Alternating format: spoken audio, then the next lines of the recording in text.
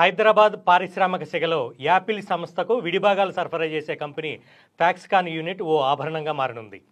గత ఏడాది శంకుస్థాపన చేసిన ప్లాంటును శరవేగంగా నిర్మిస్తున్నారు. ఇప్పటికే యూనిట్ స్ట్రక్చర్ దాదాపుగా పూర్తిగా వచ్చింది. మరో 1-2 నెలల్లో ఉత్పత్తి ప్రారంభించే అవకాశాలున్నాయని ఇండస్ట్రీ నిపుణులు అంచనా వేస్తున్నారు. ఫ్యాక్స్కాన్లో నేరుగా 25,000 ఉద్యోగాలు లభించనున్నాయి. పరోక్షంగా మరో 1,00,000 మందికి ఉపాధి లభించనుంది. 3,500 కోట్ల పెట్టుబడిని ఫ్యాక్స్కాన్ పెడుతోంది. మొత్తంగా 4,600 కోట్ల వ్యయంతో ఈ పరిశ్రమను ఏర్పాటు చేస్తున్నారు.